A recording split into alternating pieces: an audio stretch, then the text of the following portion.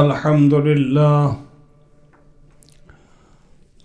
لله رب العالمين والعاقبة للمتقين والصلاة والسلام على سيد الأنبياء والمرسلين محمد وعلى آله وأصحابه أجمعين. أما بعد فأعوذ بالله من الشيطان الرجيم. بسم الله الرحمن الرحيم. وأما من أوتي كتابه بشماله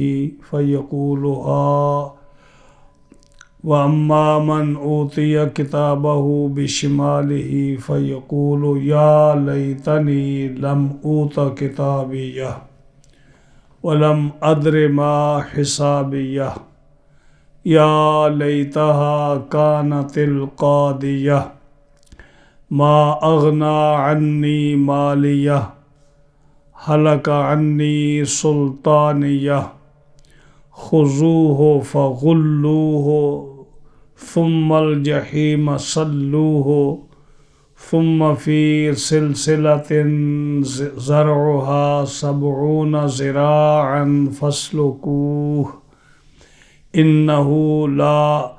إنه كان لا يؤمن بالله العظيم ولا يحض على طعام المسكين فليس له اليوم هاهنا حميم ولا طعام إلا من غسلين لا يأكله إلا الخاطئون.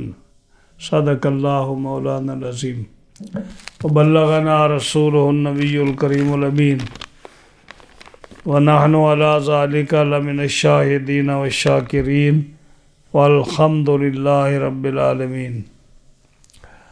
مولاي صل وسلم دائما أبدا على حبيبك خير الخلق كلهم فإن من جودك الدنيا وضرتها ومن علومك علم اللوح والقلم فإن فضل رسول الله ليس له حد فيعرب عنه ناطق بفمي محمد سيد الكونين والثقلين والفريقين من عرب ومن عجم يا أكرم الخلق مالي من ألوذ به سواك عند حلول الحادث الأممي هو الحبيب الذي ترجى شفاعته لكل هول من الأهوال مقتحم دعته النصارى في نبيهم واحكم بما شئت مدحا فيه واحتكمي ومبلغ العلم فيه أنه بشر وأنه خير خلق الله كلهم جاءت لدعوته الأشجار ساجدة تمشي إليه على ساق بلا قدم يا رب بالمصطفى بلغ مقاصدنا واغفر لنا ما مضى يا واسع الكرم ثم الرضا عن أبي بكر وعن عمر وعن علي وعن عثمان ذي الكرم والآل والصحب ثم التابعين لهم أهل التقى والنقى في الحلم والكرم فاغفر لناشدها واغفر لقارئها سألتك الخير يا ذا الجود والكرم مولاي صل وسلم دائما أبدا على حبيبك خير الخلق كلهم. معززین حاضرین و سامعین کرام، جمعۃ المبارک کے ہفتہ وار درس میں آج ہم نے سورۃ الحاقہ کی آیت نمبر 25 سے آیت نمبر 37 تک ہم نے یہ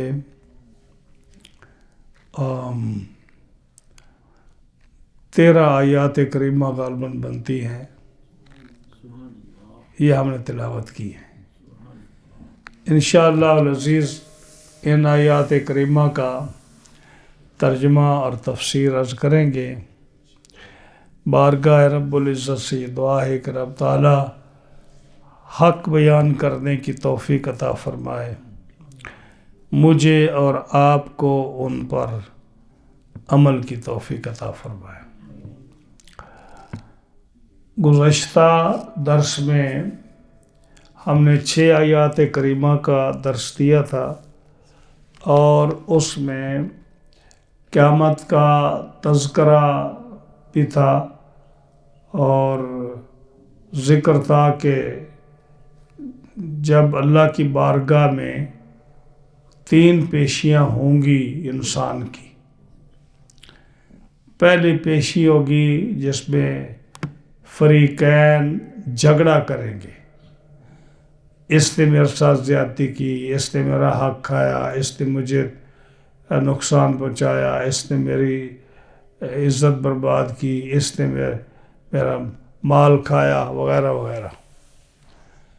دوسری پیشی پر عذر وغیرہ ہوگا کہ مجھ سے غلطی ہو گئی، میں نے قصور کیا، مجھ سے یہ ہوا وہ ہوا، عذر وغیرہ ہوگا۔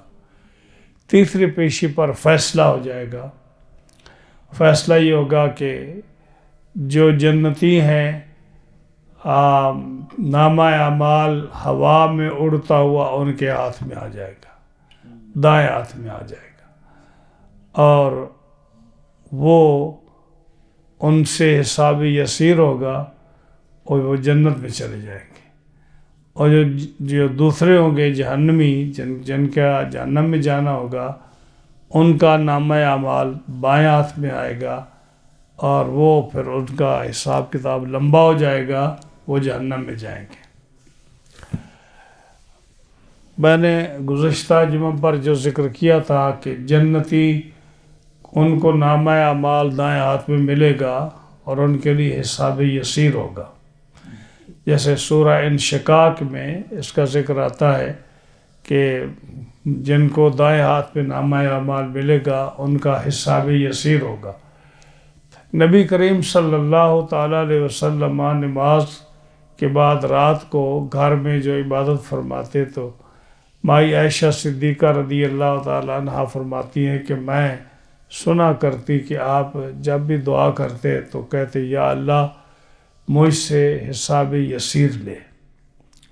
تو ایک دن میں نے پوچھا کہ یا رسول اللہ صلی اللہ علیہ وسلم، آپ اکثر حساب یسیر کا ذکر کرتے ہیں، یہ حساب یسیر کیا ہوتا ہے؟ آپ نے فرمایا عائشہ، حساب یسیر یہ ہے کہ جب اللہ تعالیٰ کسی کو نامہ اعمال دائیں ہاتھ میں دے گا تو اس سے حساب یسیر فرمائے گا۔ حساب یسیر کا مطلب ہے کہ جو اس کا نامہ اعمال ہے، رب تعالیٰ اس پر زیادہ توجہ نہیں فرمائے گا، اور اس کو بغیر اس پر ڈسکس کیے، اس کی جو ہے نا انویسٹیگیشن کیے بغیر رب تعالیٰ اس کو پاس کر دے گا، اور بغیر کھولے کے اس کو جنت میں بھیج دے گا۔ یہ حساب یسیر ہے۔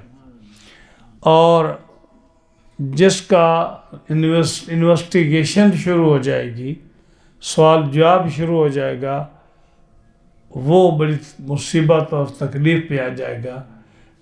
آپ اس دنیا میں رہتے ہو، یہیں بھی دیکھ لو کہ اگر آپ کا کوئی کیس ہو عدالت میں، جج کے سامنے ہو، پراسیکیوٹر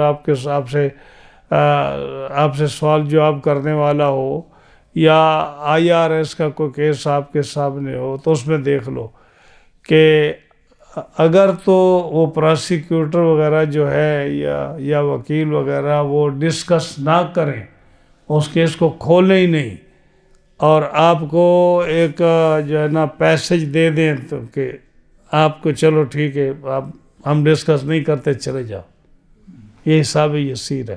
اس سے جو ہے آدمی بڑا خوش ہو جاتا ہے کہ شکر ہے اللہ کا کہ انہوں نے میرے چیزوں کو چھیڑا نہیں، آپ کے سمجھانے کے لیے کہہ رہا ہوں۔ اور اگر وہ کہیں جی IRS کہے آپ کو کہ مجھے پچھلے 7 سال کا حساب دو، 3 سال کا حساب دو، ایک ایک رسید آپ کہاں سے لائیں گے؟ ایک ایک چیک آپ کہاں سے ڈھونڈ کر لائیں گے؟ ایک ایک جو خرچہ آپ کا ہوا ہے 3 سال میں، آپ کو کہاں کوئی یاد رہے گا، یا کہاں اس چیز کا پروف لائیں گے آپ، یا خرچ لائیں گے یا انکم کو لائیں گے۔ اسی طرح عدالت میں اگر کوئی آپ کا پرانا کیس ہے، اس کے لیے وہ آپ سے رسیدیں مانگتا ہے، اپنی جو ہے نا کوئی آپ کی جو پروف مانگتا ہے، تو کیسے آپ لائیں گے؟ بالکل یہی حساب ہے۔ فرمایا عائشہ رب تعالیٰ اگر حساب یسیر لے گا نا تو بغیر ڈسکس کیے پاس کر دے گا اور فرمائے گا جاؤ، یہ حساب یسیر ہے۔ اور اگر انویسٹیگیشن شروع ہو جائے گی، ثبوت پروف شروع ہو جائیں گے، گواہیاں شروع ہو جائیں گی، وہ آدمی مارا جائے گا۔ اس لیے میں حساب یسیر کہتا ہوں۔ تو اس کا ذکر پچھلے جمعہ پر گزر چکا تھا حساب یسیر کا۔ اب جو آج کا درس ہے، ان لوگوں کا ذکر ہے اس درس میں، ان 13 آیات میں، کہ جن کو نامہ اعمال بائیں ہاتھ میں ملے گا۔ بائیں ہاتھ ملنے کی جو ہے تفسیر علماء نے یہ فرمائی کہ ظاہر ہے کہ وہ مجرم جہنمی ہوں گے، کافر ہوں گے، اور بڑے بڑے گناہ کبیرہ کرنے والے ہوں گے جن کو بائیں ہاتھ میں نامہ اعمال ملے گا۔ اس کی 2 توجیہ بیان کی، یا تو یہ کہ بائیں ہاتھ میں نامہ اعمال ملے گا اور وہ شرمندگی سے، کہ وہاں ہر ایک کو پتہ ہوگا کہ دائیں میں جس کو ملا ہے وہ جنتی ہے، جس کو بائیں میں ملا اس کو ذلیل ہونا ہے، تو جب بائیں میں ملے گا تو وہ فوراً اس کو نہ ایسے پیچھے کر دے گا۔ ہاں جی، جیسے کسی آدمی کو کوئی چیز جو ہے نامناسب ملے تو وہ چھپاتا ہے لوگوں کی نظر سے، تو مجرم جو ہے جب اس کو بائیں ہاتھ میں ملے گا تو وہ فوراً اپنے نا پیچھے کر دے گا۔ ایک تو یہ اس کا جو ہے نا تفسیر اس کی ہے۔ دوسری تفسیر یہ ہے کہ اس مجرم کے ہاتھ پیچھے باندھ دیے جائیں گے، جیسے کہ اگر یہ آیات میں آ رہا ہے، اور اس کے ہاتھ جب گردن کے ساتھ اس کے ہاتھ اور اس کے پیر جو ہے بالکل باندھ دیے جائیں گے، تو وہ نامہ اعمال اس کے ہاتھ میں دیا جائے گا اور ہاتھ پیچھے بندھے ہوئے نہیں۔ اسی لیے ہم دیکھتے ہیں بہت سارے لوگ جو ایسے پیچھے ہاتھ باندھ کے کھڑے ہوتے ہیں، تو یہ کس کی نشانی ہے؟ یہ جہنمیوں کے ہاتھ باندھنے کی نشانی ہے۔ تو انسان کو اس طرح نہیں کھڑا ہونا چاہیے۔ آج میں عجیب دیکھا، میں نے اب جب جمعہ پڑھایا، ہم نے جمعہ پڑھنے کے بعد ہم سلام پڑھنے لگے تو ایک صاحب کھڑے تھے، وہ ایسے پیچھے ہاتھ باندھ کے کھڑے تھے۔ ہاں جی، یعنی پیچھے ہاتھ باندھ کے ایسے کھڑا تھا۔ شاید اس کے ذہن میں یہ بات ہو کہ ایسے ہاتھ باندھ کے کھڑا ہونا یہ شرک ہے، کیونکہ ہم نماز تو نہیں پڑھ رہے، ہم تو سلام پڑھ رہے ہیں۔ ہاں جی، تو اس نے ایسے بھی ہاتھ نہیں باندھے۔ کچھ آدمی ایسے ہاتھ باندھ کے کھڑے ہوتے ہیں، ہم نے دیکھا، کچھ آدمی ایسے ہاتھ چھوڑ کے کھڑے ہوتے ہیں۔ ہاں جی، ہر ایک کا اپنا اپنا ذہن ہے، اور وہ صاحب جو تھے نا ان کا ہاتھ ایسے پیچھے باندھ کے کھڑے تھے۔ غالباً انہوں نے سوچا کہ سب سے بہترین طریقہ یہ ہے کہ پیچھے ہاتھ باندھ کے کھڑے ہو تو شرک سے آپ بالکل بچ جاؤ گے۔ ہاں جی، اب بچے ہیں نا بیچارے، یا عوام الناس ہیں، ان بیچاروں کو کیا پتہ کہ شرک کیا ہوتا ہے اور ہاتھ باندھنے سے کیا ہوتا ہے۔ اب جو آدمی ایسے ہاتھ کھول کے کھڑا ہوتا ہے، آپ مجھے بتائیے یہ سامع اللہ لمن حمدہ اس والی پوزیشن نہیں ہے؟ جب آدمی رکوع سے کھڑا ہوتا ہے تو یہ ہاتھ کھلے ہوتے ہیں نا، تو یہ بھی تو نماز کی حالت ہے۔ اور اگر آپ نے دیکھا ہوگا یہاں ہماری مسجد میں مالکی لوگ آتے ہیں تو ہاتھ کھول کر نماز پڑھتے ہیں، تو اگر ہاتھ کھول کر آپ کھڑے ہوں تو یہ بھی تو نماز کی حالت ہے، صحیح ہے نہیں؟ اگر آپ ہاتھ ایسے باندھ کے کھڑے ہو جائیں تو یہ بھی ایک گروہ ہے جو ہاتھ یہاں باندھ کر نماز پڑھتا ہے۔ ہاں جی، تو یہ ان کا اپنا ایک ذہن ہے۔ تو انہوں نے کہا کہ جی ہم جو ہے نا ہاتھ آگے نہیں باندھتے کیونکہ کہیں شرک نہ ہو جائے، جہنمیوں کی طرح، جیسے جہنمیوں ہاتھ پیچھے باندھتے ہیں ہم اس طرح کھڑے ہوتے ہیں۔ لیکن اس بیچارے کو ہم ایسا تو نہیں کہتے، آخر وہ سلام کے لیے کھڑا ہوا ہے، نماز میں کھڑا ہوا ہے، لیکن اس کے علم کی بات کرتے ہیں کہ جس بیچارے کو اتنا بھی پتہ نہیں کہ پیچھے ہاتھ باندھ کے کھڑا ہونا صحیح نہیں ہے۔ اسی طرح جب آدمی سوتا ہے تو سونے کے لیے بھی حکم ہے۔ کچھ لوگ سوتے ہیں جو منہ کے بل سوتے ہیں، پیٹ کے بل سوتے ہیں، پیٹ کے بل سوتے ہیں، پشت اوپر ہوتی ہے، ایسے سوتے ہیں۔ ایسا سونا بھی منع ہے۔ کیوں؟ احادیث میں آتا ہے کہ ایسا سونا اس لیے منع ہے کہ یہ حالت جہنمی کی ہوگی۔ جہنم میں جب کافروں کو لے جایا جائے گا تو ان کو پیٹ کے بال، منہ کے بال نیچے گرا کر، اس کے پاؤں میں رسی باندھ کر، اس کے پاؤں سے کھینچ کر اس کو، اسی طرح منہ کے بل گرا کر رسی کھینچ کر اس کو جہنم میں جا کے پھینکا جائے گا۔ دیکھتے نہیں جیسے آپ کو پولیس گرفتار کرتی ہے تو کیسے پھینکتی ہے آپ لوگوں کو، کہ منہ نیچے ہوتا ہے، پیٹ نیچے ہوتا ہے، تو یہ مجرم کی نشانی، چاہے دنیا ہو یا آخرت ہو۔ تو اسی طرح دوسرا سونے کا طریقہ یہ ہے کہ آدمی جو ہے نا وہ چت لیٹ جائے، پشت کے بعد لوٹ جائے اور اس کا چہرہ اوپر ہو۔ ہاں جی، اس طرح تو اس کو بھی کہتے ہیں کہ جب کسی کو شکست ہوتی ہے تو اس طرح وہ اس کو چت لٹا کر، وہ ریفری جو ہوتا ہے وہ مارتا ہے کہ جی یہ آدمی جو ہے نا یہ ہار گیا۔ ہاں جی، پھر چاہے کہ ایک بائیں پہلو میں سونے کی اور دائیں پہلو میں سونے کی۔ ہاں جی، بائیں پہلو میں سونے کے لیے بھی حکمت یہی ہے کہ کہتے ہیں کہ ہارٹ جو ہے اس پر بوجھ زیادہ آتا ہے تو آدمی کو اس طرح نہیں سونا چاہیے، ڈاکٹر یہ کہتے ہیں۔ اور دائیں پہلو پر سونا سنت ہے۔ نبی کریم علیہ السلام ہمیشہ دائیں پہلو پہ سوتے تھے۔ ہارٹ کو ریلیز مل جاتا ہے کہ وہ اچھا فنکشن کرتا ہے، تو یہ سنت ہے، اس طرح طریقے سے۔ تو یہ حضور صلی اللہ علیہ وسلم کی احادیث مبارکہ اور سنن مبارکہ سے ہمیں بہت ساری چیزیں مل جاتی ہیں۔ ہاں جی، اب سمجھ نہیں آتی مجھے، یہ علم کی کمی میں کہتا ہوں، سمجھتا ہوں قاری صاحب، کہ جب آپ تراویح پڑھاتے ہیں یا آپ اکثر نماز میں ہم نے سنا آپ سے، تو جب آپ پڑھتے ہیں سبحان ربک رب العزت عما یصفون، آگے کیا پڑھتے ہیں؟ وسلام علی المرسلین، کیا معنی ہے اس کا؟ سلام علی المرسلین کا کیا معنی ہے؟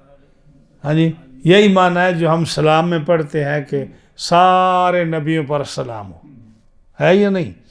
تو جب جو پیچھے لوگ کھڑے ہوتے ہیں کہ نماز چھوڑ کے بھاگ جاتے ہیں کہ یہ شرک ہو رہا ہے۔ ہاں جی، آپ نماز کی حالت میں ہاتھ باندھے ہوئے ہیں، ایسے ہاتھ باندھے ہوئے ہیں، وضو کیا ہوا ہے، اللہ کی عبادت میں کھڑے ہیں اور پڑھ رہے ہیں سلام علی ابراہیم، سلام علی نوح فی العالمین، سلام علی موسیٰ و ہارون، سلام علی عبادہ الذین اصطفیٰ۔ یہ قرآن کی آیات پڑھ رہا ہوں میں۔ ہاں جی، سلام علی عبادہ الذین اصطفیٰ کا کیا مطلب ہے؟ کہ ایک میرا ہی رحمت پہ دعویٰ نہیں، ہاں جی، آپ کی ساری امت پہ لاکھوں سلام۔ یہی ہے نا، سلام علی عبادہ الذین اصطفیٰ، کہ جو اللہ کے نیک بندے ہیں تمام پر سلام ہو۔ ہاں جی، اچھا، سلام علی عبادہ الذین اصطفیٰ۔ پھر یہ ہے کہ ہم اعلیٰ حضرت کے اسلام میں آدم علیہ السلام سے لے کر تمام انبیاء کا ذکر اس میں ہے کہ انبیاء پر، ہاں جی، انبیاء تہ کرے زانو ان کے حضور، زانوؤں کی وجاہت پہ لاکھوں سلام۔ انبیاء علیہ السلام پر سلام پہ سلام علی المرسلین کا بھی تو یہی مطلب ہے۔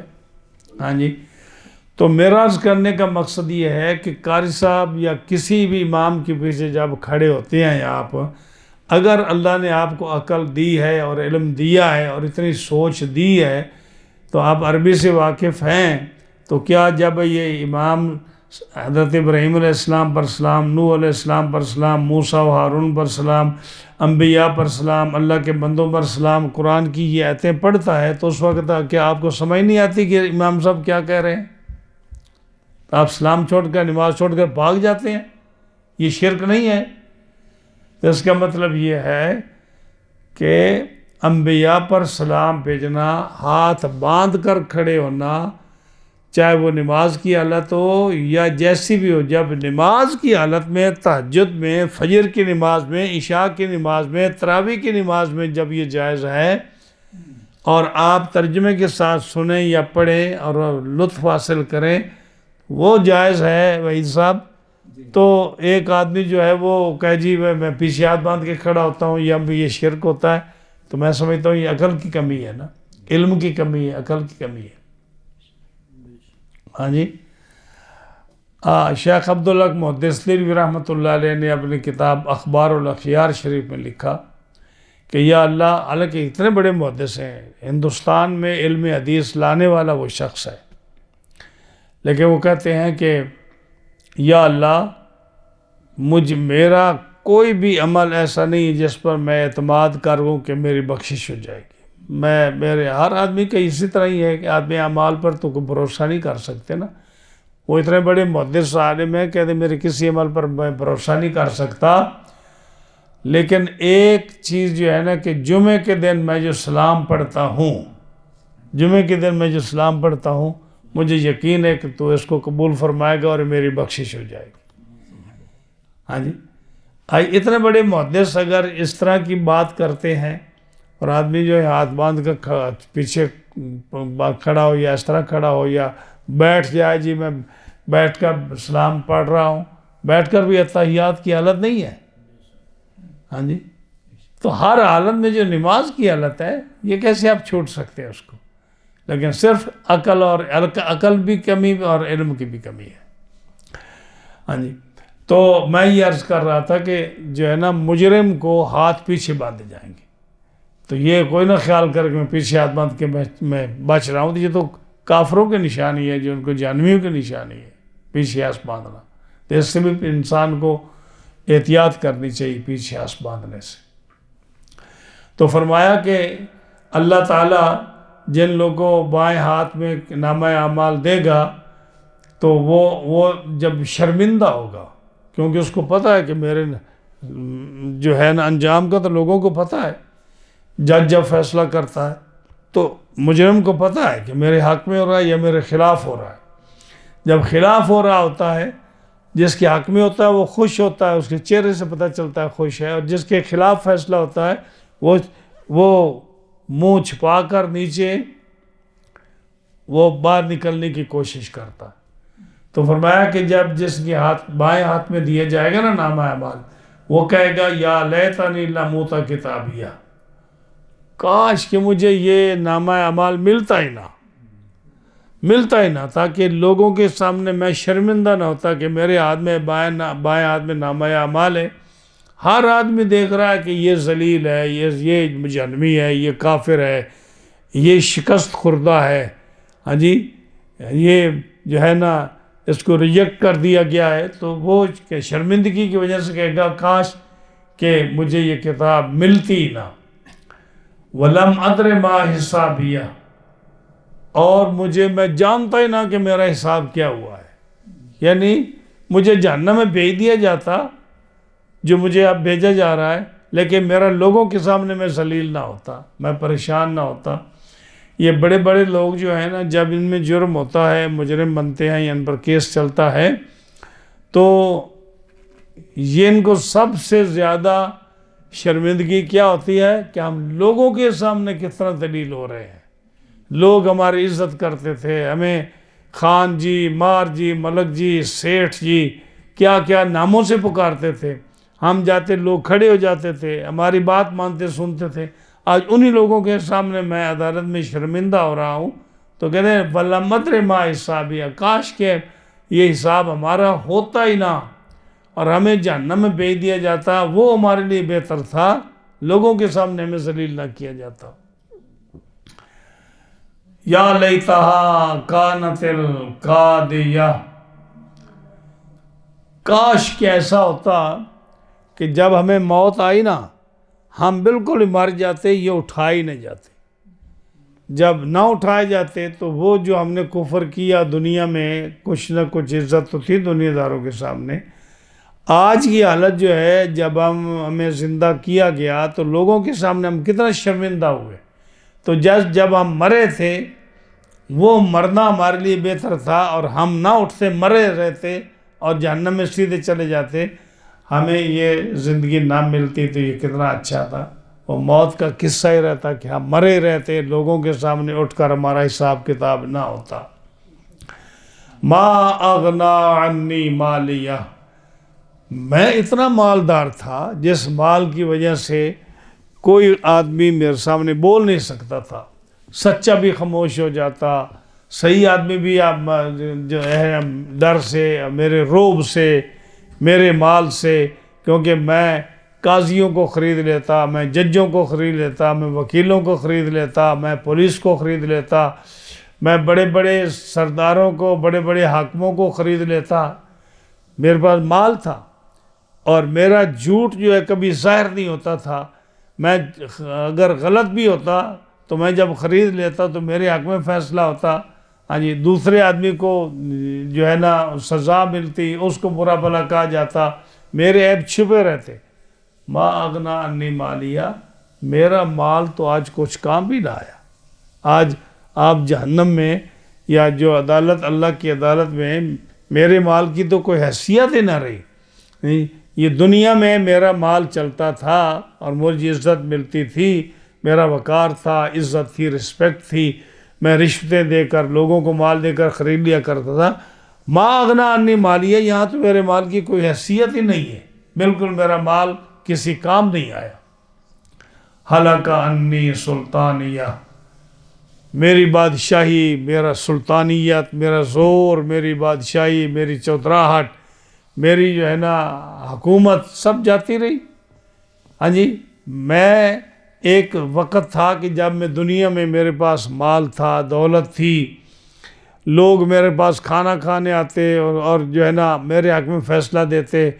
آج کوئی جج میرے خلاف عدالت نہیں لگاتا تھا، کوئی پولیس مجھے نہیں پکڑنے آتی تھی، میرا حکم چلتا تھا، کیونکہ میں سلطان اور بادشاہ اور حاکم وقت اور بڑا عزت والا سمجھا جاتا تھا۔ اس لیے کوئی آدمی جو ہے نا میرے حکم کے خلاف، میری مرضی کے خلاف نہیں کرتا تھا۔ ہلک عنی سلطانیہ، آج تو میرا سب کچھ جاتا رہا، نہ وہ عزت رہی، نہ وہ مال کا روب رہا، نہ وہ میرا حکم رہا، نہ وہ میرا روب رہا۔ آج تو میں ذلیل ہو گیا، تو میں کہاں گئی میری بادشاہی، کہاں گیا میرا مال؟ تو میں اس سے بہتر تھا کہ میں مردہ ہو جاتا، مر جاتا، مجھے کسی قسم کی یہ ذلت نہ اٹھانی پڑتی۔ ہاں جی، آج میں لوگوں کے سامنے شرمندہ ہوں، میرے ہاتھ جو ہے نا، ہاتھ میں کچھ بھی نہیں ہے۔ جب وہ ہر طرف سے شرمندہ ہو کر اور وہ لوگوں کے سامنے ذلیل ہو کر اپنے آپ کو کوستا رہے گا نا اور خاموش ہو جائے گا، اب اللہ کی طرف سے حکم ہوگا، خذوہ، پکڑ دو اس کو، ہاں پکڑ دو اس کو۔ بالکل جیسے یہاں عدالت ہے، اس میں فیصلہ ہوتا ہے کسی کے خلاف، تو کیا جب کسی کے خلاف فیصلہ ہوتا ہے تو کیا کہتے ہیں؟ پکڑ دو اس کو۔ یہ تو نہیں کہتے کہ یہ سینیٹر ہے، اس کو کچھ نہ کہو۔ سینیٹر کو بھی پکڑا جاتا ہے، اس کو بھی 11 سال کی قید ہو جاتی ہے۔ ہاں جی، حاکم وقت کو بھی ہو جاتی ہے۔ جب کسی کا جرم ہو جاتا ہے تو جب اس کا جرم واضح ہو گیا، فیصلہ اس کے خلاف ہو گیا، تو جج کیا کہتا ہے؟ خذوہ، یعنی جب آپ عدالت میں جائیں تو جج کے پاس پولیس کھڑی ہوتی ہے۔ تو پولیس کس لیے کھڑی ہوتی ہے؟ کہ جو ہی مجرم جو ہے اس کا جرم ثابت ہو جائے، جج کا فیصلہ اس کے خلاف آ جائے، تو جج کیا کہتا ہے؟ خذوہ فغلوہ، پکڑ لو اس کو، فغلوہ، ہتھ کڑی لگا لو اس کو۔ ہاں جی، تو قیامت کے دن اس دن ہوگا جب فیصلہ ہو جائے گا، اس کے جب نامہ اعمال اس کے بائیں ہاتھ میں آئے گا تو رب تعالیٰ کی طرف سے حکم ہوگا، خذوہ، پکڑ لو اس کو، فغلوہ، اور اس کے گلے میں توق ڈالو، زنجیر ڈالو، ثم الجحیم صلوہ، پھر اس کو بھڑکتی ہوئی آگ میں ڈال کر جلاؤ اس کو، ثم فی سلسلۃ ذرعھا، پھر ایسی زنجیر میں، ہاں جی، جس کا ناپ 70 ذراعاً 70 ہاتھ ہوگا، فسلکوہ، اس کے اندر پرو دو، اس کے اندر پرو دو۔ جو امام نوف بکائی ہیں سیرین، یہ کہتے ہیں، اس کی تفسیر جب کر رہے تھے تو کہتے تھے کہ جس وقت وہ یہ تفسیر کر رہے تھے اس وقت وہ کوفہ میں تھے، اور کوفہ میں تھے، تفسیر کر رہے تھے کہ مجرم کو حکم ہوگا فرشتوں کو کہ اس کو پکڑ دو، اس کو لوہے کے چین ڈال لو، اور اس میں ہے نا کہ اس کو جو ہے نا 70 گز 70 ہاتھ جو ہے نا اس کا چین ڈال کر اس کو پروس میں پرو دو۔ تو وہ کہتے ہیں کہ 70 وہ زنجیریں ہوں گی، اور ایک زنجیر جو ہے نا، ایک زنجیر وہ 70 ہاتھ کی ہوگی، اور 70 ہاتھ کی ہوگی، اور وہ ہاتھ کتنا ہوگا؟ ہاتھ فرماتے ہیں کہ میں اس وقت کوفے میں ہوں، کوفے سے لے کر جو مکہ تک جتنا سفر ہے یہ ایک ہاتھ ہوگا، کوفہ سے لے کر مکے تک ایک ہاتھ ہوگا، اور یہ ایک ہاتھ ہے تو اس طرح کے 70 ہاتھ ہوں گے تو ایک زنجیر بنے گی، اور 70 زنجیریں ہوں گی اس کو پکڑنے کے لیے، اور وہ اتنی موٹی ہوگی لوہے کی چین کہ اگر اس کی ایک کڑی جو ہوتی ہے نا، جو ایک کڑی سے دوسری کڑی ایسے ملاتے ہیں نا، تو ایک کڑی جو اس کی ہے اگر وہ دنیا میں آ جائے تو دنیا کا سارا لوہا اکٹھا کر کے اس کے مقابلے میں وہ زیرو ہو، اور یہ کڑی اس سے بھی زیادہ وزنی ہو۔ اتنا جو ہے نا یہ جہنمی کا جو چین ہے جو اس میں ڈالا جائے گا وہ اتنا وزنی ہوگا جو اس کے جس سے اس کے گلے میں توق ڈالا جائے گا۔ اور فرمایا وہ توق کیسے ڈالا جائے گا؟ حضرت عبداللہ بن عباس رضی اللہ تعالیٰ عنہ فرماتے ہیں کہ اس کے پیشاب کے مقام سے، پچھلے مقام سے وہ چین ڈالا جائے گا اس کے اندر، اور اس کے ناک سے یا اس کے منہ سے، ناک کی روایت بھی آتی ہے، منہ کی روایت بھی آتی ہے، تو اس کے منہ سے نکالا جائے گا، اور جو ہے نا یا منہ سے ڈالا جائے گا تو اس کے پچھلے مقام سے باہر نکالا جائے گا اس کے جسم کے اندر سے، اور پھر جب نکال کرنا پھر اس کے ہاتھوں کو ایسے گردن کے ساتھ پیچھے باندھا جائے گا، اس کے ہاتھ گردن کے پیچھے اسی زنجیر سے باندھے جائیں گے جو اس کے منہ سے اور اس کی دبر سے نکلے گا، اسی زنجیر کے ساتھ، جس کی یہ حالت ہوگی جی اتنا بڑا زنجیر ہے جو کہ 70 ہاتھ لمبا ہوگا، 70 گز لمبا ہوگا، اور ایک ایک ہاتھ جو ہے نا وہ کوفے سے مکے تک کی مسافت کا ایک ہاتھ ہوگا۔ اتنا بڑا کیوں ہوگا؟ اب یہ سوال آتا ہے کہ اتنا سارا تو آدمی ہے، اس کے لیے اتنا بڑا چین لانے کی کیا ضرورت ہے؟ اس کے لیے فرماتے ہیں کہ یہ نہ سمجھو کہ آدمی یہی آدمی رہے گا۔ آپ نے احادیث میں سنا ہوگا کہ جنتی آدمی جو ہے اس کا قد قیامت کے دن حضرت آدم علیہ السلام کے قد کے برابر ہوگا۔ حضرت آدم علیہ السلام کا قد 60 گز تھا، 60 ہاتھ، یہ ہاتھ ہوتا نا یہاں سے لے کر یہاں تک، شرعی ہاتھ جو ہے یہ اتنا ہے، 60 ہاتھ حضرت آدم علیہ السلام کا قد ہوگا۔ تو جتنے بھی لوگ مسلمان جنتی ہوں گے سب کا قد کتنا ہوگا؟ 60 ہاتھ ہوگا، سن لیجیے۔ اور عمر کتنی ہوگی؟ 33۔ تمام جنتیوں کی عمر جو ہوگی 33 ہوگی، اور 60 ہاتھ ان کا قد ہوگا، کسی کے بھی بال داڑھی کے نہیں ہوں گے، بالکل جردن مردن کے الفاظ آتے ہیں کہ بالکل چہرہ صاف ہوگا، اور وہ جنت پہ لوگ جائیں گے، وہ یہ جنتی کی ہے نشان۔ جہنمی جو ہے اس کے لیے ڈیفرنٹ حکم ہے، فرمایا جہنمی جو ہے وہ اتنا بڑا اس کا جسم ہوگا، اتنا بڑا جسم ہوگا کہ اس کی ایک داڑھ جو ہے نا، دانت، وہ اود پہاڑ کے برابر ہوگا۔ اود پہاڑ کتنا ہے؟ 3 میل چوڑا ہے، ہاں جی، اور لمبائی اس سے زیادہ ہے، تو احد پہاڑ کے برابر اس کی ایک داڑھ ہوگی. جب اس کی داڑھ اتنی ہوگی تو اس کی کھال کتنی ہوگی؟ حدیث پاک میں آتا ہے، دو روایتیں آتی ہیں. ایک روایت آتی ہے کہ اس کی کھال 42 یا 44 گز موٹی اس کی کھال ہوگی. یہ چمڑا جو انسان کا ہے، یہ کافر کا چمڑا کتنا بڑا ہوگا؟ 42 گز یا 44 گز، اتنی موٹی اس کا چمڑا ہوگا. اور ایک روایت میں آتا ہے کہ اتنا نہیں بلکہ 3 دن آدمی چلتا رہے جتنا سفر کر جاتا ہے، اتنی موٹی اس کی کھال ہوگی.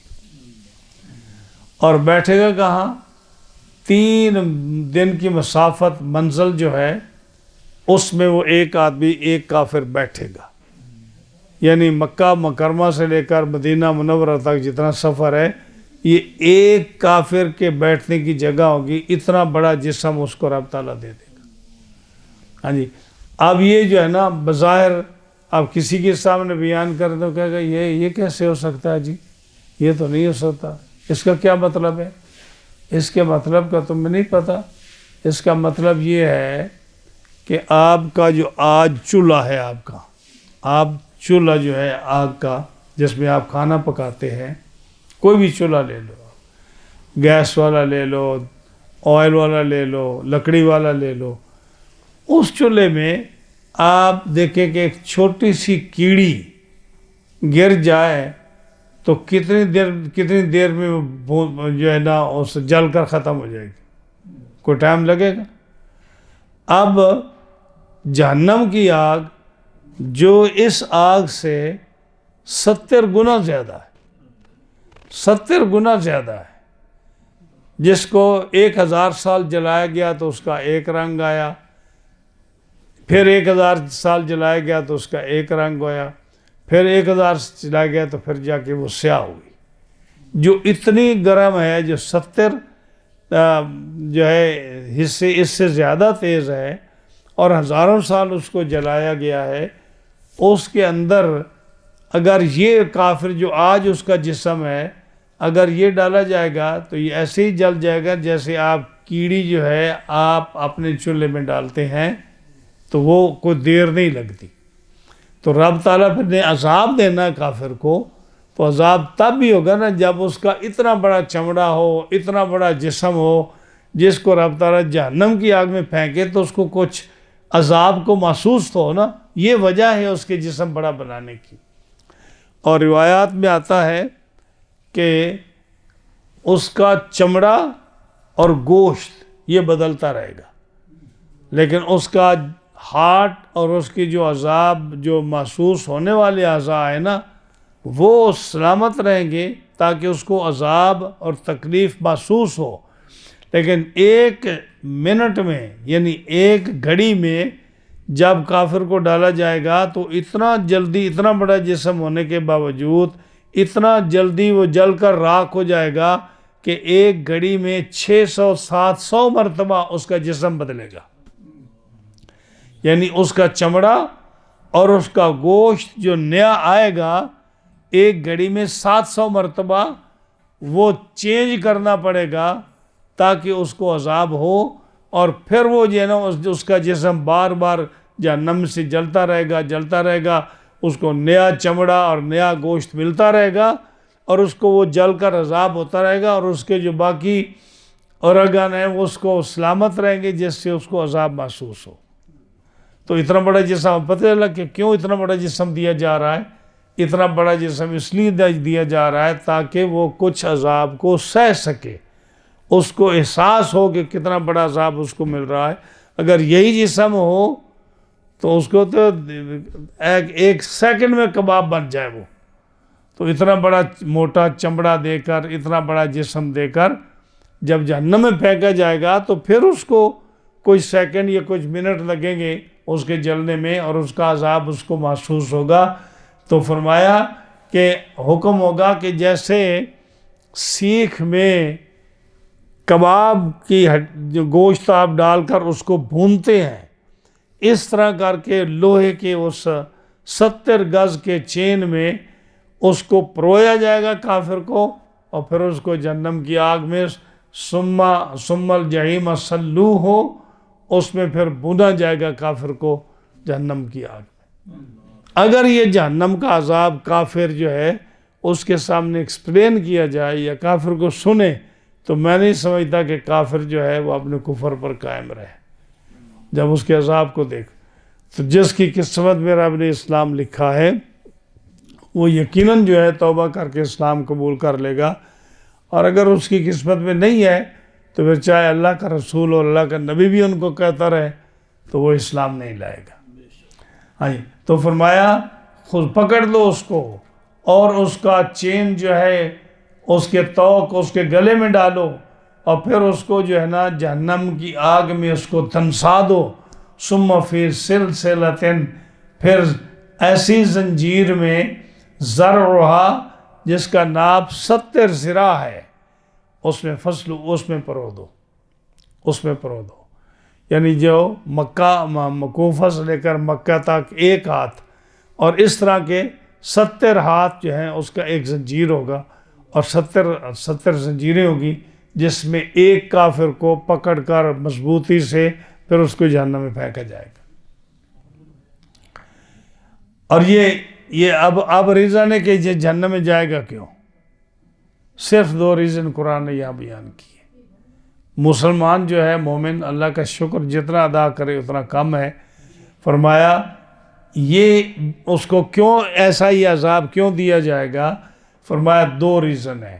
انہو کان لا یؤمن باللہ العظیم، پہلا تو یہ ہے کہ اللہ جو صاحب قدرت ہے، عزت والا ہے، عظمت والا ہے، جلال والا ہے، اس پر یہ شخص ایمان نہیں لاتا تھا۔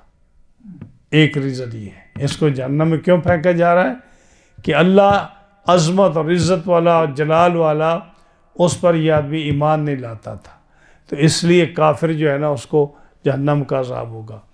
اور دوسرا ولا یحض علی طعام المسکین، اور یہ مسکینوں کو کھانا کھلانے کے لیے لوگوں کو رغبت نہیں دلاتا تھا، یہ دوسرا ریزن ہوگا۔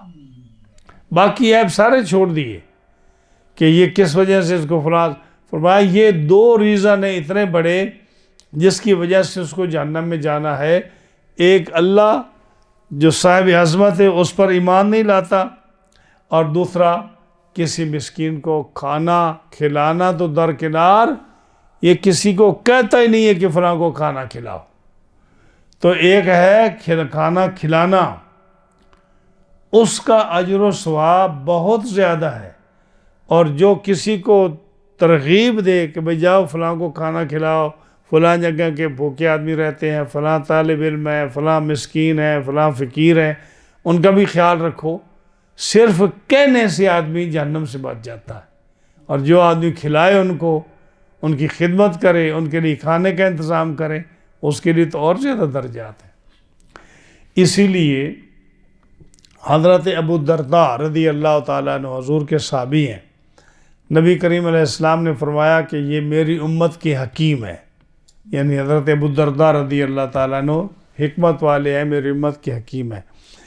یہ انصار میں وہ شخص ہیں جو حافظ قرآن تھے، یعنی ان کا نام آتا ہے قرآن مجید کی حافظ تھے حضرت ابو الدرداء، اور یہ پھر سیریا بھی گئے، وہاں بھی رہے، اور ان کے بڑے صاحب علم تھے حضرت ابو الدرداء۔ یہ اپنی بیوی کو کہتے کہ اللہ کی بندیے ہانڈی میں پانی زیادہ ڈالا کرو، جب پکاؤ نا سالن تو ہانڈی میں پانی زیادہ ڈالا کرو۔ اکثر یہ کہتے جب بھی بات ہوتی نا تو بیوی کو کہتے کہ ہانڈی میں پانی زیادہ ڈال۔ ایک دن اس نے کہا آپ کو پتہ ہے کہ یہ ہم جو مسالہ بھونتی ہیں اگر پانی زیادہ ڈالا جائے تو اس کا مزہ اتنا نہیں رہتا، یعنی جو اس کا ٹیسٹ ہے سالن کا وہ زیادہ پانی ڈالنے سے وہ اچھا نہیں رہتا۔ آپ بار بار کیوں کہتے ہیں کہ ہانڈی میں پانی زیادہ ڈالو؟ آپ نے فرمایا دیکھ میں تمہیں بتاؤں، ہم نے اللہ اور رسول اس کے رسول پر ایمان لائے، ہم اللہ اور اس کے رسول پر ایمان لائے.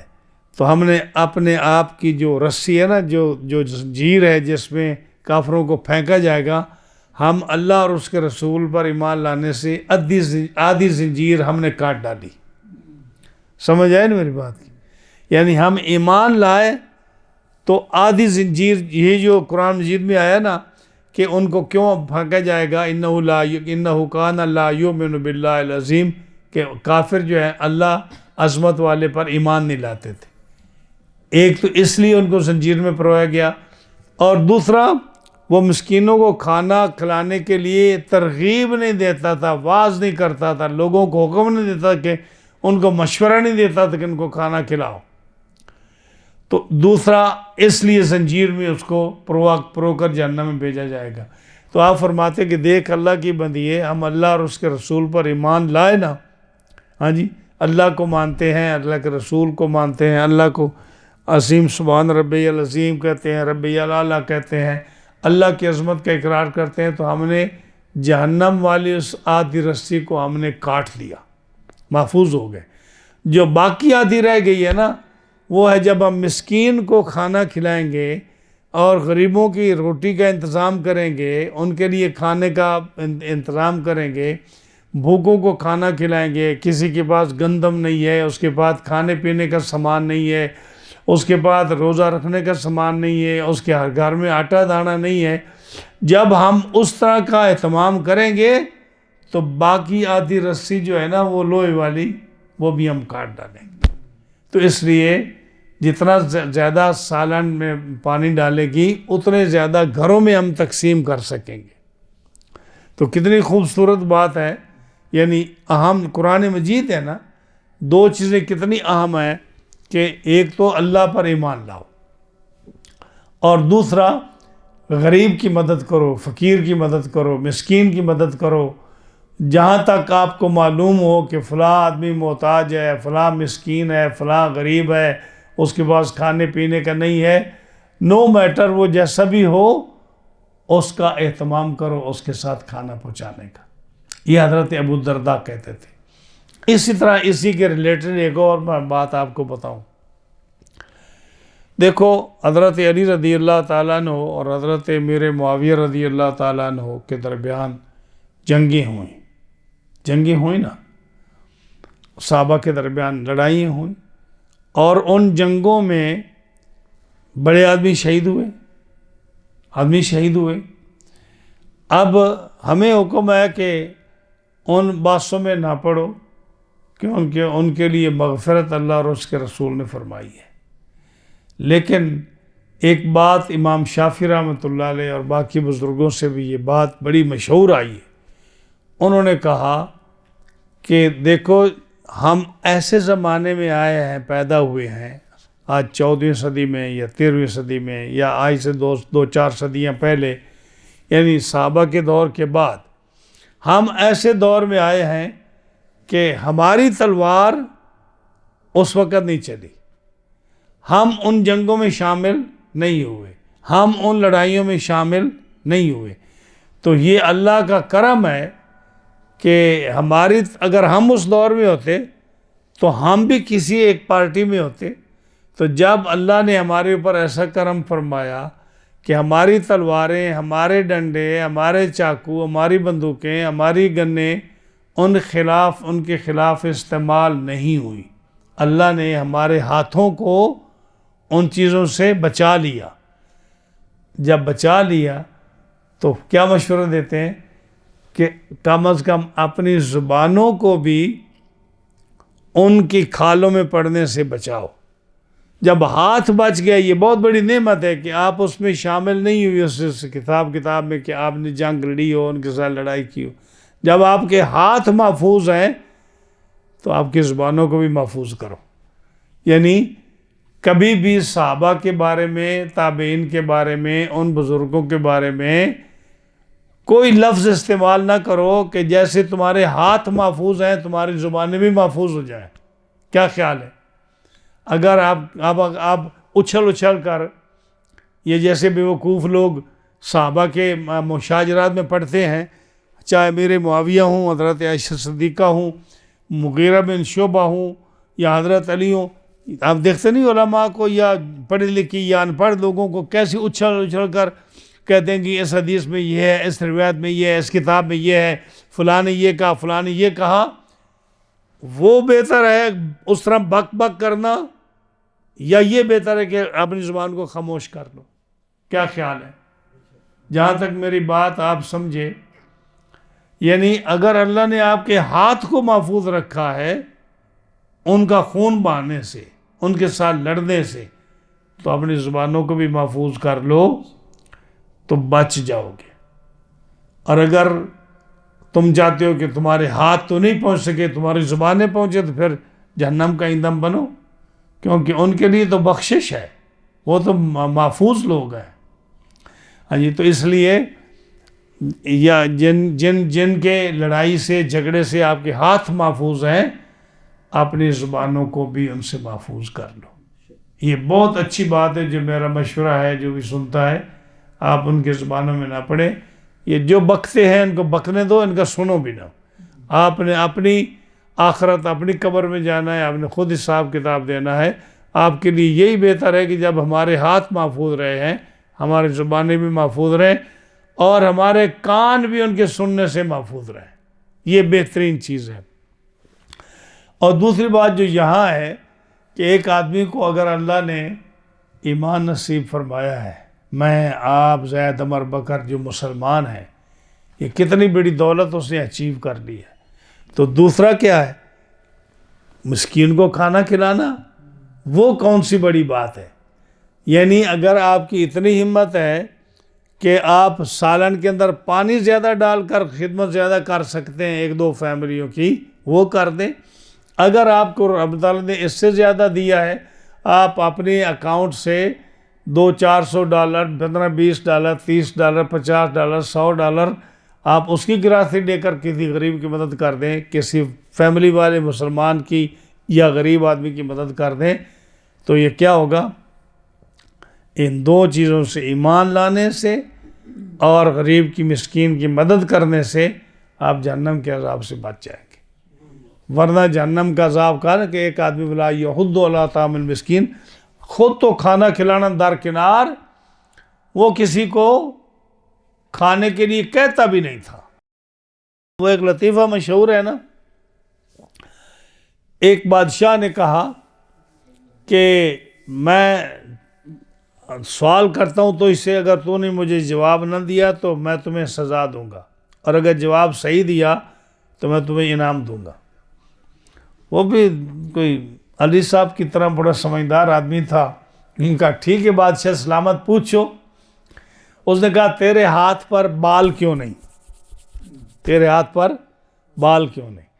تو علی صاحب نے کہا جی میرے ہاتھ پر بال اس لیے نہیں ہے، آپ اتنی سخاوت کرتے ہیں کہ میں لے کے ہر وقت لیتا رہتا ہوں، میرے ہاتھ کے بال گر گئے، ہے ہی نہیں.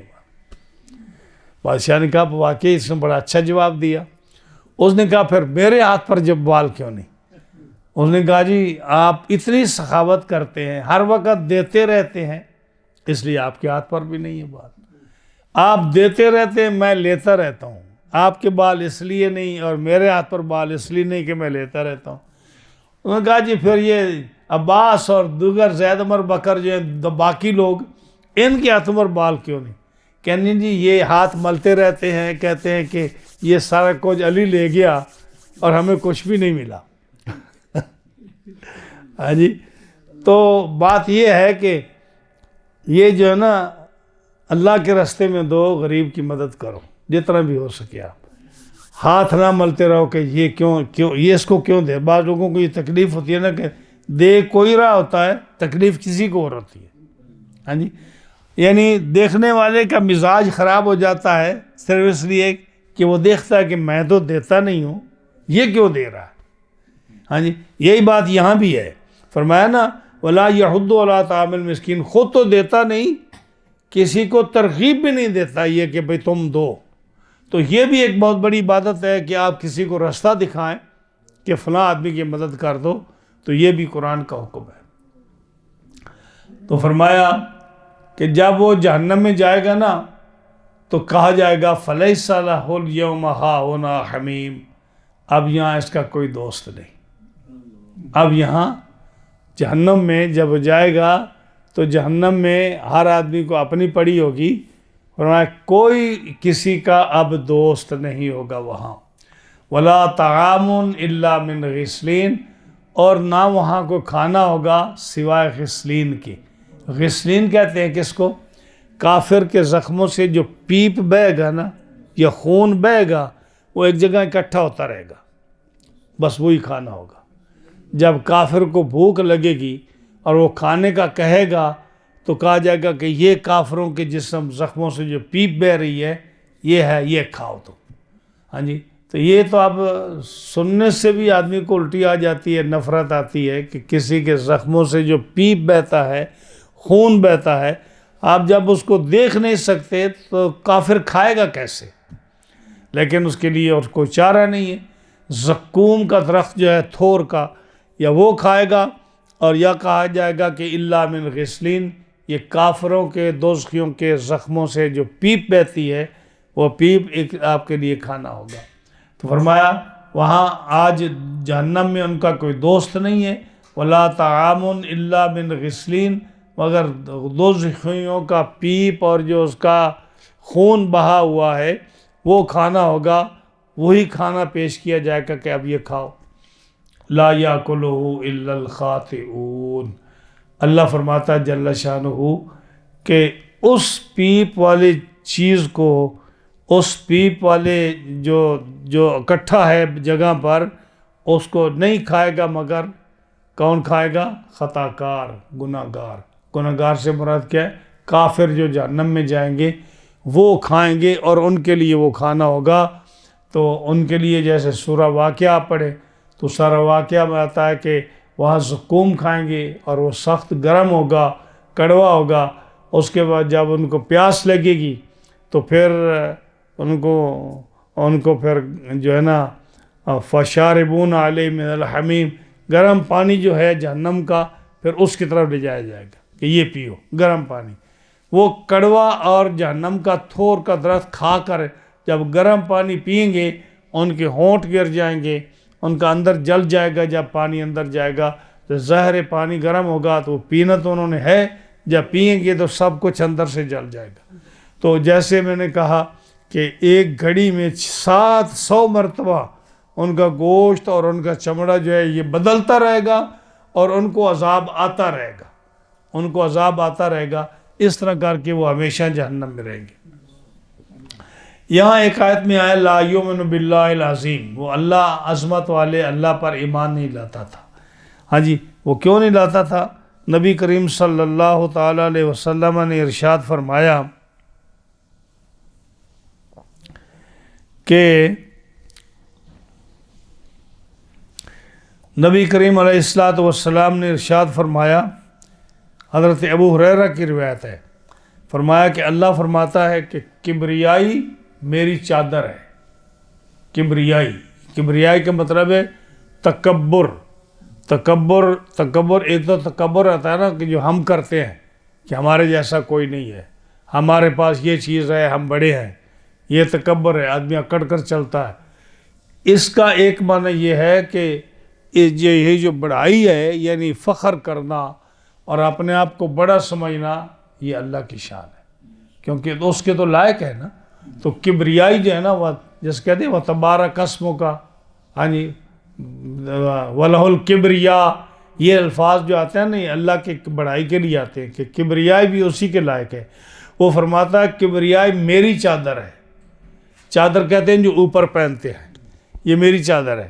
اور جو عظمت ہے، عظیم ہونا، سبحان ربی العظیم کہتے ہیں. ہاں جی، عظمت میری تہبند ہے. یعنی انسان کو مثال دی رب نے کہ انسان جب اپنے جسم کو کور کرتا ہے عزت کے ساتھ تو ایک چادر پہنتا ہے نیچے اور ایک چادر سے اپنے جسم کو ڈھانپتا ہے تو اس کا سارا جسم ڈھانپ لیا جاتا ہے اور وہ اپنے آپ کو معزز اور محترم اور مکرم سمجھتا ہے. اللہ فرماتا ہے کبریائی میری چادر ہے، یعنی میں ہی کبیر ہوں. یعنی بڑا پن جو ہے یہ میری ذات کے علاوہ کوئی اپنے آپ کو کبیر نہ کہے، کبریائی نہ ظاہر کرے، مجھے ہی بڑا کہے، کبریائی میری چادر ہے، عظمت عظیم ہونا یہ میرا تہ بند ہے۔ جو بھی آدمی مجھ سے کبریائی چھینے گا یا مجھ سے عظمت چھینے گا، یعنی اپنے آپ کو عظیم کہے گا اور اپنے آپ کو کبیر کبریا کہے گا، بڑا کہے گا، تکبر کرے گا، میں اس کو جہنم میں ڈالوں گا۔ اس لیے آدمی کو کیا چاہیے کہ عاجز، فقیر، مسکین، اللہ کی بارگاہ میں ہر وقت کمزور اپنے آپ کو ظاہر کرے، اور اللہ کی کبریائی، اس کی عظمت، سبحان ربی العظیم اس لیے کہتے ہیں نا، اپنا سر جھکایا رکوع میں، یا اللہ میں تو اپنا سر بھی نیچے کر کے، اپنے جسم کو بینڈ کر کے تیری بارگاہ میں جھک گیا ہوں، اور اپنے آپ کو میں کمزور اور عاجز اور تیرا بندہ ظاہر کر رہا ہوں، اور تیری عظمت کا اقرار کر رہا ہوں۔ یہ ہے سبحان ربی العظیم۔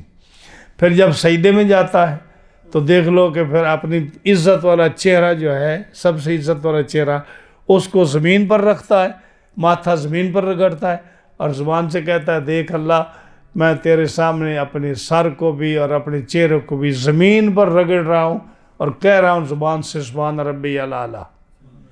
یہ انسان کو ایسا ہونا چاہیے، اللہ کی کبریائی اور اس کی عظمت جو ہے اس کو، اللہ تعالیٰ کو اس ہاتھ کو ہمیشہ یہ رکھنا چاہیے، تو تب وہ انسان اللہ کا بندہ بنتا ہے۔ اگر وہ اپنے آپ کو عظیم اور کبریائی کی چادر لے گا تو اللہ فرماتا ہے میں اس کو جہنم میں بھیجوں گا۔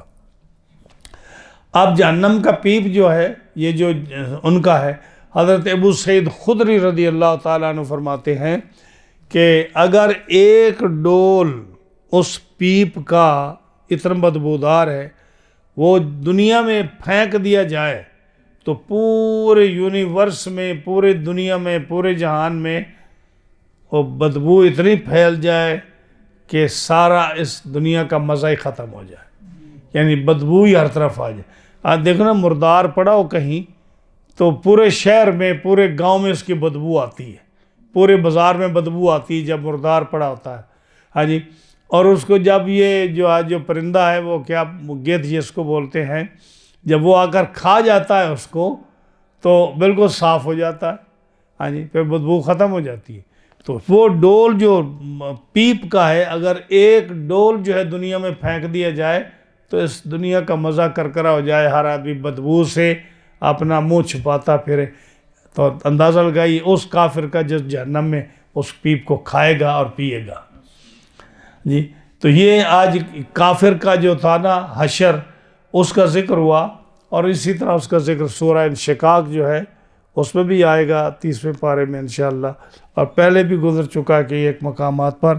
تو اللہ تعالیٰ جل شانہ کی بارگاہ سے یہ عرض ہے کہ مولا کریم ہر مسلمان کو کافروں کے اس سے عقیدے سے اور ان کو بچائے۔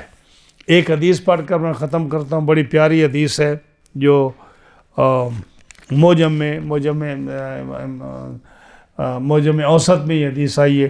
حضرت ابو ہریرہ رضی اللہ تعالیٰ عنہ سے روایت ہے کہ نبی کریم صلی اللہ تعالیٰ علیہ وسلم نے فرمایا کہ اللہ تعالیٰ کتنا کریم ہے، جس نے ایک لقمے اور کھجوروں کے ایک خوشے سے، ہاں جی، جس نے اتنی نعمتیں عطا فرمائیں کہ روٹی کا ایک لقمہ اور کھجور کا ایک خوشہ، یعنی چند کھجوریں، ان میں اللہ تعالیٰ نے ایسا کرم فرمایا کہ ان کی وجہ سے 3 آدمیوں کو اللہ تعالیٰ جنت میں بھیجے گا۔ ایک لقمے کی وجہ سے اور کھجور کے ایک خوشے کی وجہ سے اللہ تعالیٰ 3 آدمیوں کو جنت میں بھیجے گا۔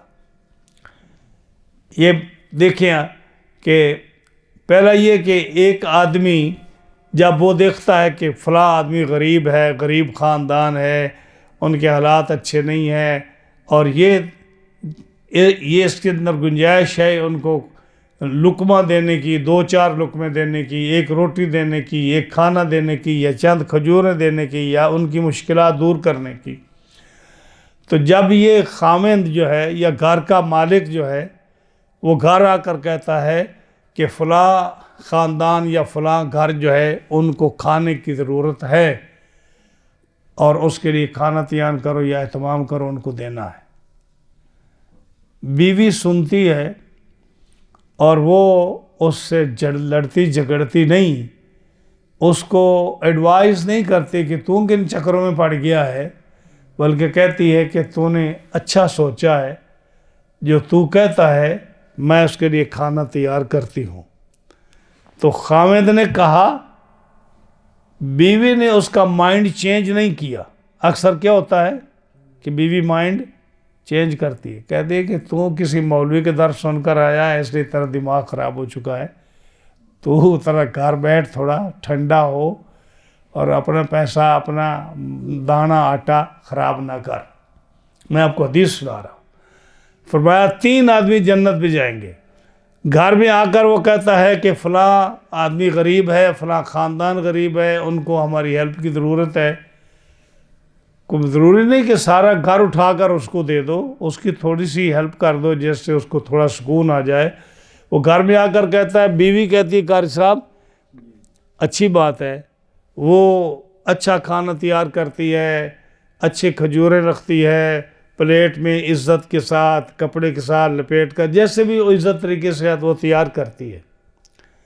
اب تیار کرنے کے بعد وہ خود نہیں جاتی، اپنے خاوند کو بھی نہیں بھیجتی، ان کا ایک خادم ہے یا ان کا بیٹا ہے، خادم ہے، نوکر ہے، ان کا امپلائی ہے، اس کو کہتے ہیں کہ یہ کھانا لے، یہ جا کر فلاں گھر میں دے کے آ۔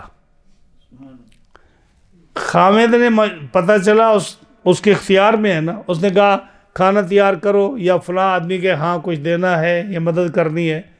بیوی نے آرگومنٹ نہیں کیا، وہ اس کی بات سن کر وہ بھی اس کے ساتھ شامل ہو گئی۔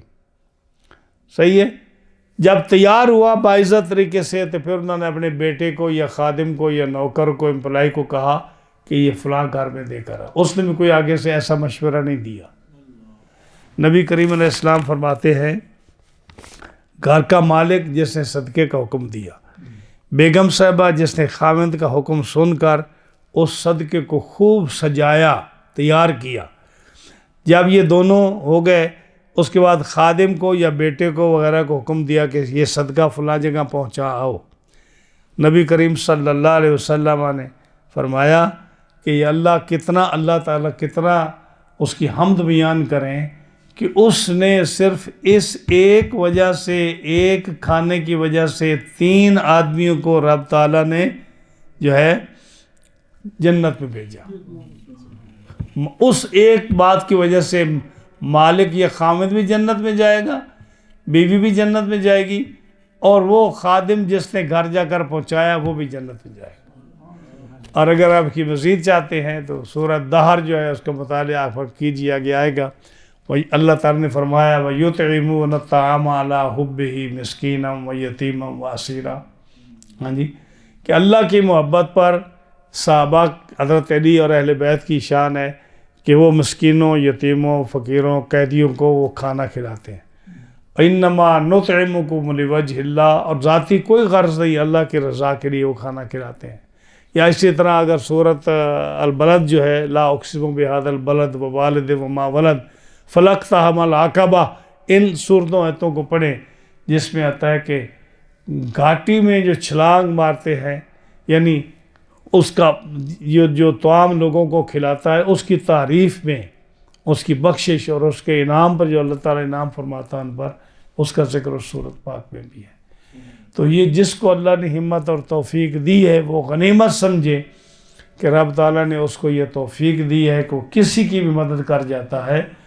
اور اپنی زندگی میں کتنی مصیبتیں ہوتی ہیں جو دروازے پر کھڑی ہوتی ہے، مجھے اور آپ کو نظر نہیں آتی، آپ جو ہی وہ کسی غریب کے منہ میں لقمہ جاتا ہے، آپ اس کے لیے دیتے ہیں، وہ مصیبتیں ٹل جاتی ہیں اور وہ آپ سے دور چلی جاتی ہیں۔